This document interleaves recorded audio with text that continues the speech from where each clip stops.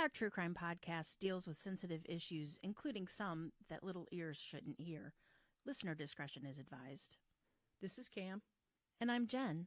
And you're listening to Our True Crime Podcast.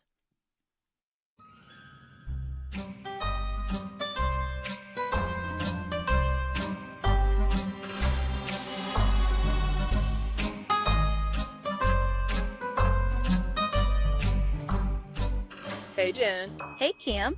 How are you? I'm doing well. And yourself? I'm doing really well. Everything's getting a little hectic now, isn't it? It is back to school time. Back to school time. I'm kind of relieved because I'm kind of not. I am. But I'm glad to see my kids go back to school. I always tell them I love them more because I can miss them. Yeah. I know that's AKA, wrong, I have 8 hours to myself to do what I want to do. To do what I want and not have to worry about, you touched me or Stop it! Get out of my room. Yeah. I'm bored. Oh my god. No, that's Yeah. a big no.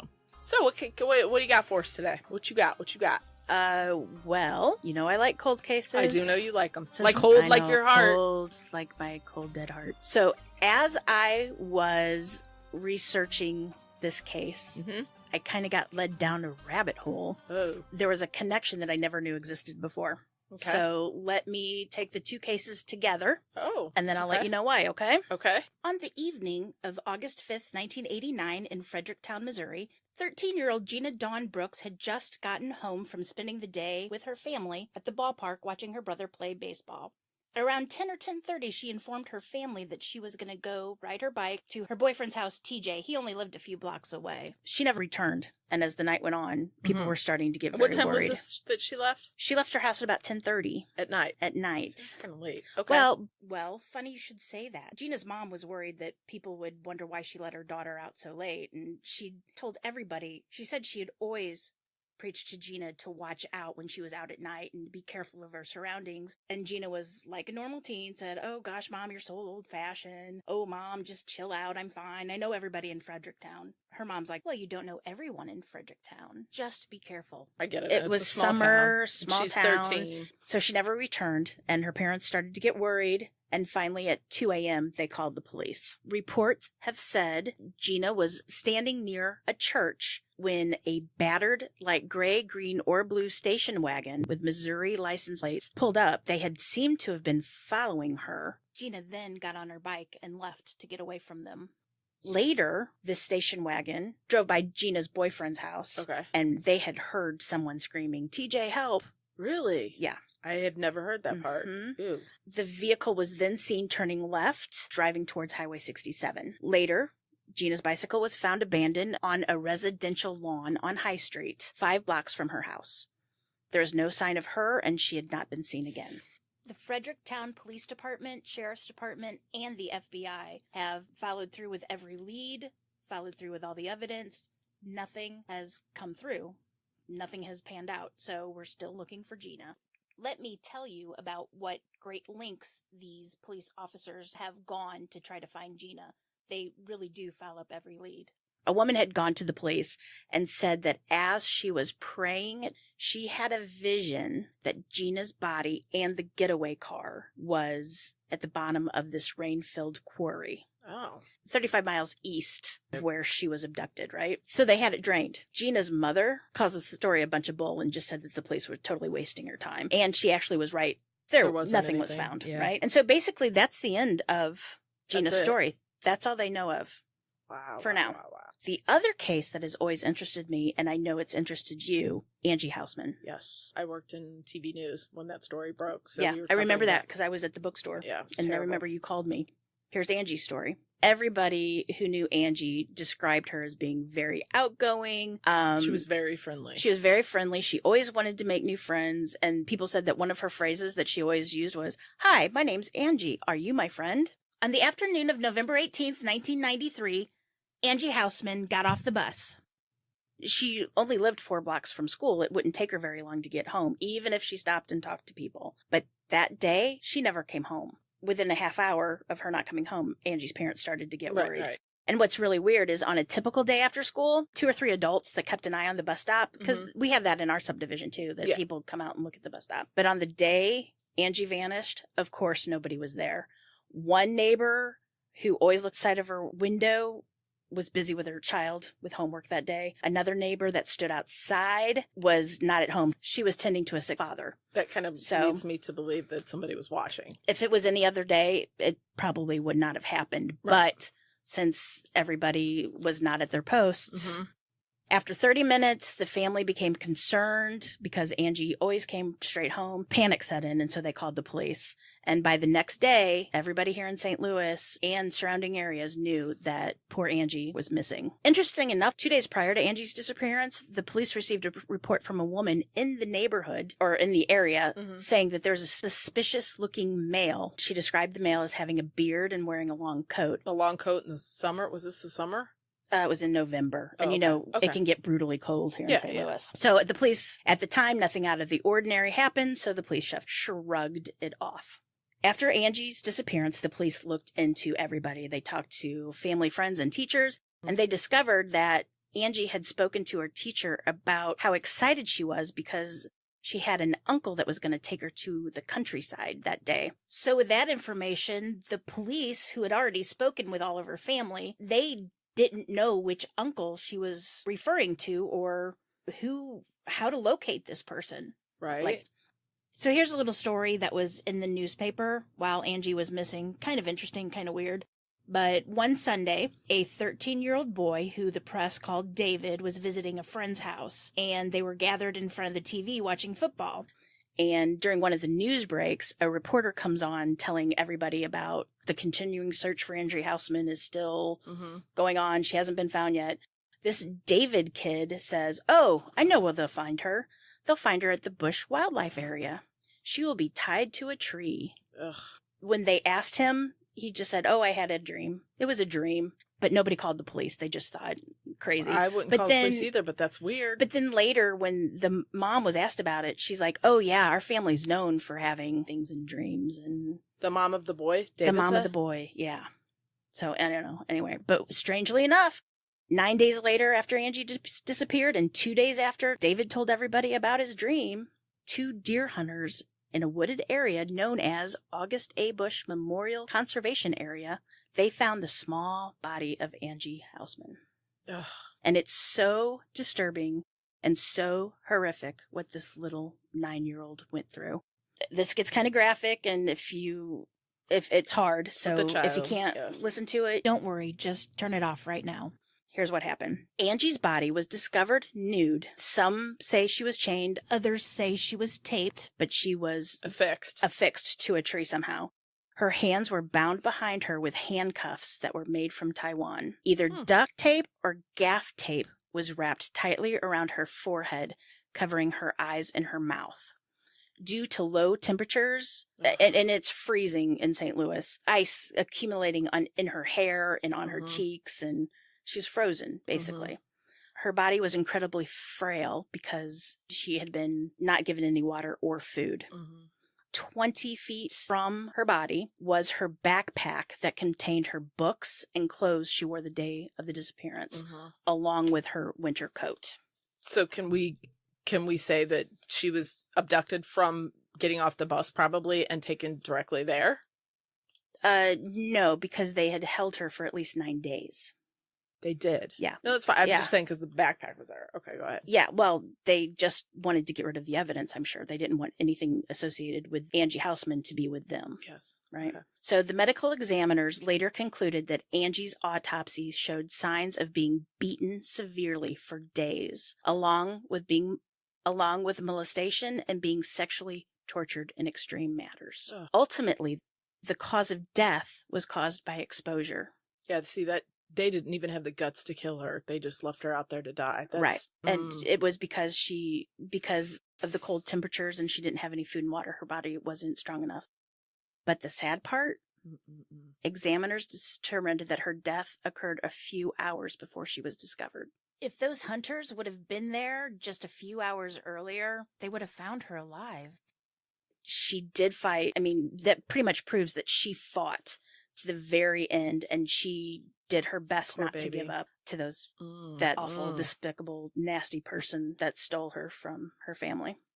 The police have speculated that Angie's killer could be a teenager because approximately 100 feet away from where she was discovered, it's a dead-end road, and that's what people call Lover's Lane, and that's where popular hangout for teenagers. Yeah, and they also think that Angie knew the person who took her, but Why did they think that? Did it say? Because it was so quiet. Like, they believe that she would have pitched a fit, or, I got that she went willingly, basically. They also, they checked out all the family members, but like I said, no one, everybody. Nobody knows who that uncle was that was going to take her to the woods. They can't come up with anybody. The good news is that the duct tape that was used to restrain Angie did have fingerprints on it. As far as I know, no match has been made. I think they also have DNA, but I wasn't able to really find that. So here's where it gets interesting. Like, that wasn't. Okay. Yeah, poor Angie and poor Gina. I mean, Gina's body's never been found. I don't want to say at least, but Angie's family has closure. I think the worst part would be not knowing where your child is. I agree. So let's fast forward 3 years. Angie Housman's disappearance was in 93. In 1996, in a St. Louis hospital, there was a man by the name of Bryant Squires. He was dying of cancer and AIDS-related complications. He told the nurses that were working with him that he wanted to make his peace and he wanted to be able to go to God. Clear as conscience, right? Yes. She said, okay, go on. And he proceeded to tell her all about his involvement in several killings, 2 of which, Gina Brooks and Angie Housman. The nurses really didn't go to the authorities at first because what he told them was so horrible. They just thought it couldn't be true. Right. And plus, I'm sure he was on medication. And so Squire told the nurse that he and his friends, Nathan Danny Williams and Timothy Bellows, had gone to Fredericktown, Missouri, and Squires had driven. And they were driving around looking for drugs. He claimed he just drove the car. Williams kidnapped Gina. And then after Gina's throat was slashed by Williams, Squires and Bellow got rid of the body. Did they ever acknowledge where they put it? Well, funny you should say that. It's almost like we're connected. It is. You'd think it's not like we'd known each other for X amount of years. The police took the deathbed confession seriously and they ran with it. Okay. In 1998, they had enough circumstantial evidence to put first-degree murder on Williams and then second-degree murder on Bellow. Bellow for the murder of Gina. Oh, I didn't know that. Yes. Okay. The case was kind of iffy. They had a lot of circumstantial evidence and not a lot. Did they base part of that on the deathbed confession? Yeah, but unfortunately there wasn't enough hard evidence and they didn't want to go to trial because they were afraid of an acquittal. Right. They didn't want the double jeopardy to come in play. Correct. Right? Because once they try him and he's acquitted, that's it. They can't try him again. But they did get Bellow. Bellow said that he knew exactly where the body was buried, right? And he said that he and Squires placed Gina's body in a freezer with rotted deer meat. Ugh. And then they buried it somewhere on his family's 96 acres. Oh. But he knew exactly where it was. Well, did he take them? He took them there and there's no body ever found. Was there a freezer found? Nothing. Oh. Nothing was found. Once they dropped the charges against Bellows, they got him on lying to the FBI about where her remains are. And he served a 30-month sentence. Why did he do that? Why would he do that? I don't know. His family says that he's not right. He's got psychological problems. Oh, okay. Obviously, right? So, he's pretty much of a mess too, because after he got out of prison, he got in trouble with burglary, theft. He's just a hot mess. Right. And he had been in prison before for raping a 7-year-old. Oh. He served 5 years. So I mean, it's not out of the question that he could be part of this. I'm pretty... You're pretty sure he was? Yeah. So Williams, they didn't have any hard evidence, but they did have circumstantial evidence. Here's some circumstantial evidence. First one, the eyewitness who is now living in Houston claims that he saw Williams and Gina sitting in the back of Squire's station wagon at a campground in Fredericktown, Missouri. Gina looked very worried. Oh. I would be too if somebody took me. Did it say what date that was? Like how much after? It was right after. Okay. It was right after. Because Squires had said that immediately after they killed her. There's evidence that Gina bit Williams as he was sexually assaulting her. And there's also evidence he got treatment for the wound.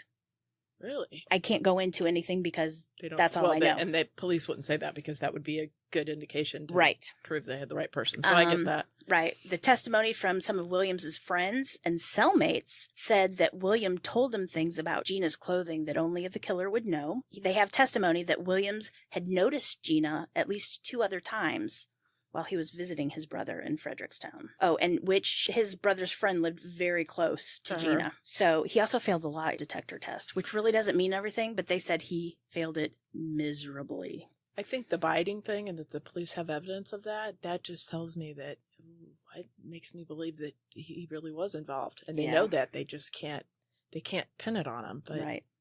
And another reason why I think they've dropped the charges, or so far dropped the charges until they get more. I mean, they're still going after this case. But they just want... The case is still open. He's still a major suspect. And just because they dropped the charges doesn't mean they're not going to go after him.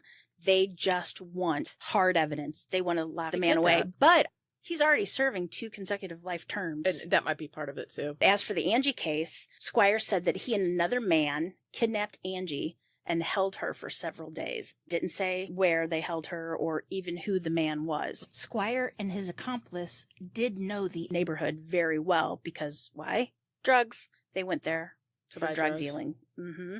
Told you drugs, boys and girls, it leads to bad, bad things. Right. And he also said that they did tie Angie to the tree, but they were scared off because there was a passerby, and they just never went back. That I believe. Right. Because I find it weird that that poor little baby would be tortured for all that time and then you just walk away. So I do believe that. The police never did find out who the accomplice was because Squires passed away right after he confessed. They do know that it wasn't Williams because he was in prison. At this time, the police can't really pin the murder of Angie Housman on Squires. They took his fingerprints, and the fingerprints do not match up with what was found on the duct tape at Angie Housman's crime scene. That doesn't mean that Squires is innocent. It just means that they can't place Squires at the scene.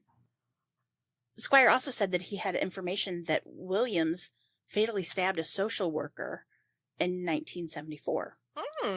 Which is weird because in 1974, there was a woman who was stabbed. Laura Dinwiddie was 23, and she had been stabbed twice in the chest and once in the abdomen, and her throat was slashed. She hadn't been raped, but the police suspect it was because she resisted the attackers. Dinwiddie was actually a worker for Veterans in Service to America, or VISTA, which is referred to as a domestic Peace Corps. Okay, so she was sort of a social worker. She was sort of a social worker. She moved here from Greenwich, Connecticut, and she moved to North 21st Street, which is low income. At that time. Yeah, right. She taught lower income kids how to swim. Sometimes she made her own puppets to entertain the children while she taught. Oh, yeah. She even did volunteer work for the School of the Deaf. So the case stayed cold until 1978, where one day an 18-year-old went into a bar and told a bartender that he knew who had killed Laura Dinwiddie. The bartender, of course, being a good citizen, told the police. The detectives questioned the informant, who was Nathan Danny Williams. He was 14 at the time. That's crazy. He also said he and another boy who was also 14 lived in the same area. They couldn't get any information. The lawyers said, don't talk, blah, blah, blah, and they never really pressed charges, right? Fast forward, the police, since Squires had said, this about Williams killing Laura Dinwiddie, and the detective said, well, a lot of things that he said has already panned out. I'm going to look into it. And sure enough, he found this old case or Williams' name is attached to it. So he goes to the Farmington Correctional Center, where he is serving 2 consecutive life sentences as a persistent sexual offender. He was convicted in 1989 of a brutal assault to a 10-year-old girl. Ugh. The victim required surgery after she was raped and sodomized in Belle Reve Park. So obviously this is his thing. Like, he likes this. So it would totally make sense that... Right. Williams is a burly 230 pounds, scraggly brown hair, and a mustache with arms covered with tattoos. And he's the one that said he was involved with Gina Dawn Brooks? That's the one that said to have slit Gina Dawn Brooks after he molested her. Okay. Because the time frame, does that work then? Because she disappeared in 89 too, and he was convicted in 89? Yeah, it was 1 month after Gina disappeared. Okay. And then 1 month after that, wow, this girl was found brutally sodomized and raped. Okay. Mm-hmm. All these years later, Williams has a different story now, right? Of course he does. He said he was there, but he didn't do it because they're all innocent. He did name the suspect that he named prior, but he said also the brother of the suspect. The brother. Right, he added the That's suspect's interesting. brother. Why would he do that? Maybe the older brother and he was afraid of him. That's true. You know, okay. He said that they had grabbed her while she was going into the building and it startled her. They forced her up the stairs and into the apartment where the one brother held a knife to her throat and ordered her to disrobe. When Dinwiddie struggled, she was stabbed and the 3 teens fled. The suspect was located and he agreed to a questioning and even volunteered to come back the next day to take a lie detector test. And his answers indicated that he was telling the truth and repeating his claims of innocence. Papa said, the detective said he's still keeping an open mind about this man because even though he did okay with the test, he passed the test. It can be beatable. It is beatable. He was a heavy marijuana smoker. Oh. And even smoked before taking the test. Sorry, but that is a depressant and probably would make your heart rate and pulse not fly off the chart. Right. Yes. They even talked to this man's brother, and he lives out of state now, and the brother said that he knew who Williams was, but he didn't have anything to do with the killing.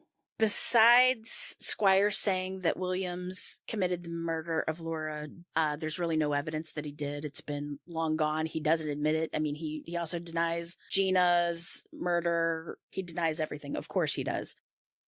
A former cellmate of his had come forward and said Williams also bragged about abducting another child. And this was Tammy Rose Surdam. Surdam, I believe. Last time she was seen was August 1st, 1979. She was a known runaway. Actually, they called her a chronic runaway. How old was she? 12. She was seen at a shelter in St. Charles before she left, and she was only there for 2 days. She disappeared and she never was seen again. Her family said she began getting in trouble 2 years prior. She was spending time, of course, with bad kids, the ones who drank, used drugs. She was too trusting. And here's what kills me. She was last seen on August 1st, 1979. As a 12-year-old. As a 12-year-old. Since she was a chronic runaway, her parents never really reported her missing. And they became suspicious in 1988. Hold the phone. She disappeared in what year? 79. And they reported her what year? I think it was 1988, but I have heard reports that it was If it wasn't within 2 hours, I have a problem with it. Well, she was close to her dad, and they became worried when she didn't get in touch with the family after her dad died. And that was in 1988. She was 12. She was 12, That's I know. That's a baby. Yeah, they said because she was a chronic runaway, the family wasn't initially concerned. For 10 years. After time passed, without hearing from her, they got worried. People are crazy. They're crazy. So, yeah. Williams reportedly told 2 witnesses he abducted a 12-year-old girl off the street near college in St. Charles in the late 1970s, raped her, stabbed her to death, and buried her. And this is pretty much what would match Tammy's disappearance. So, because she was the only child at that age that disappeared from St. Charles during that time period and was never found. I have questions. And it was just 4 blocks from Linwood College, so... Although let's do a little background. There's no hard evidence about it. Let's do a little background here for the people out there that aren't familiar. St. Charles is a very suburban. I mean, it is a good 45 minutes from downtown St. Louis. It's pretty far out there. It's very family oriented. It is not a quote unquote bad area. Not at all. It's good. And so, how in the world are these losers getting away with abducting all these kids? I don't know. The guy admitted to being at Laura Dinwiddie's house when he was 14. He was 14. Do these people... Where are the parents? I don't know. Come on. But okay, so we weren't that much younger, and you better believe if I wasn't home every night, as you, I'm sure, like that's crazy. Well, I cannot believe that the parents did not report their child missing, even if she was a chronic runaway. That much time difference in the world that would make you not report your child. And it's not really for certain when, but it has been stated that it was years, and that you had said they only got worried when she didn't get in touch with the family after the dad died in 88. That bothers me. That would make her... At 12, if my She'd be daughter's 12 now, 24. and if she would be gone... I know the patterns and where they are and what... There's just no way. This Danny Williams, he is a... Let's just call him Nate Dan. Something. Oh, yeah. He's slippery. Jesus. There's no evidence to any of these killings that he was involved. I mean, there's circumstantial evidence in the Gina Brooks case. The parents said he wasn't quite right? No, that was the other guy. Okay. Tim Bellows. Danny Williams, how he was able to get away with this for so long is unreal, and how there's no evidence. I mean, there's no hard evidence. It looks pretty cut and dry that he did murder Gina, but there's no hard evidence. He couldn't have been involved with Angie Housman's because he was in prison for the rape of the 10-year-old. The initial wanted poster, the artist sketch. The artist sketch of the person that was seen in the area at the time of Angie's disappearance looks a lot like the one picture I could find of Danny Williams. To me, if I were to say who this person is, it was either Danny Williams or somebody related to Danny Williams, because they look very familiar. And I'll even put it up on our website for everybody to see. Yes, they do look a lot alike. They do. It's amazing. And there's no evidence that besides him blowing his mouth about the Tammy Sutton, there's no evidence there. He admits to being at the scene with Dinwiddie, but no real evidence there. He refuses to admit that he did it. that he killed her. He still claims that the other two did, but they deny everything. Well, not another thing that's interesting is, due to the Gina Brooks investigation with Williams, many law enforcement agencies, including some in Utah and Arizona, have been looking into Williams. So we might have a serial rapist, a serial killer, definitely a predator, but thank God he's serving 2 life sentences in prison already. Right. But who knows all the damage he's done. What did he do for a living, do you know? I do not know. Because if they're different states, he's probably like a truck driver or something that would take him elsewhere, or he had family there. Right. So let's do a breakdown on so the one guy, that Brian guy that died? Bryant Squires. Squires died, right? He died shortly after he confessed. Okay, and the nurses really never went to the police because they... Did I say that already? Yeah, but I think that medication plus AIDS, I think that it does mess with your mental right, faculties. And plus, like all cancer, you're on and the drugs, the hardest drugs for the pain. So I'm sure that they just but honestly, and I'm not blaming the nurses for not coming forward, because I don't know if I'd believe them either. But like one little clue of Angie Housman, I probably would have said, I don't know if this means anything, and it could mean nothing. Would too, but that's But then again, maybe those nurses they probably hear and see so much stuff. I would be interested if there's any nurses out there that work, or hospice workers, or anybody that has ever heard deathbed confessions or of any sort, whether it's they took a gumball or they. That would be interesting. Or something. Hit us up. Hit us up. Let us know. Tweet us or whatever. We'll give you all the details later. But I'm sure they hear a lot of it. No, that's what. So I'm not so sure especially if you'd been doing it for 30 years or something. Right. But Squires was 37 when he passed, and he was basically, I believe, the only witness to the case. So or the one that's willing to talk anyway. Right. So once he passed, there wasn't anybody else that's willing to talk. All right. Okay. And then Nate Dan, where's he? He is in a penitentiary here in Farmington. Right. Okay. And then where's the other one? Wasn't there a third guy? There's Tim Bellows, and I'm not quite sure. I know he spent 30 months in prison. Okay. In 99, and I'm not sure. I'm sure he's still back in his state with his parents. And his parents said that since he wasn't that smart, that he probably would have, just to get the police to quit talking to him, he would have said anything. Yeah, and I totally get that. Yeah. Yeah. False confession because he wants to go home. Well, yeah. But it's very sad. So anyway, the police are still taking any leads, even if it doesn't concern this Williams guy or Bellows guy or Squires. They want any information that you have. If you were a child, maybe on the bus with Angie Housman, and you remember seeing a car, person, anything, please try to get in touch with the police department anywhere in St. Louis. Call the hotline. I'll put all the information on the webpage, and let's get this solved. It kills my soul, and especially now that I have children, and one about the age of Angie, it's heartbreaking, and the parents deserve justice. Unbelievable. And Gina's family, they all deserve justice. They do. I just can't. That's why cold cases bug me. That's why I love them, because one of these days they will get justice. I have the faith. But then I just think that there's so many bad people in the world that don't. They continue their happy little lives. But with all this new DNA stuff that's coming out, it's going to be few and far between, and hopefully we'll have to think of another podcast to do besides true crime. I hope so. So, can we go to prison? Anyway. I want to go to prison. You want to go to prison and interview somebody? Yeah, I love that stuff. Okay, let's see what we can find. Okay. All right. Just as long as it's not like what happened to Clarice when she walked through the prison. Well, maybe. Silence of the Lambs. Anyway.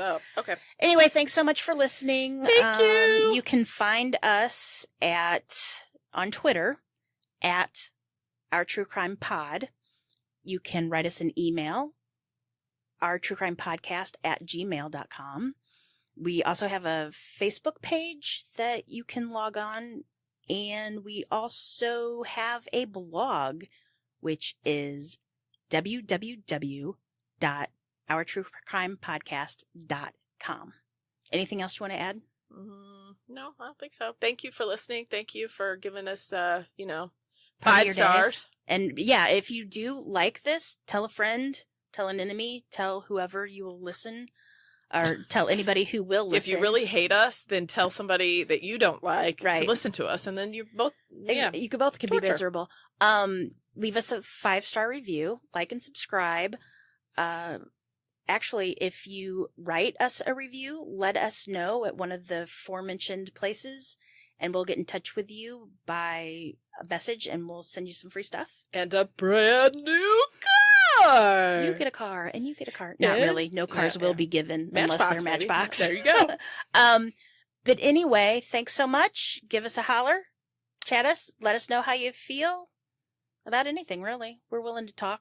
It gets lonely now that the kids are in school. It gets lonely in the basement. But anyway. So remember, boys and girls, lock your doors. And keep passing those open windows. Woohoo!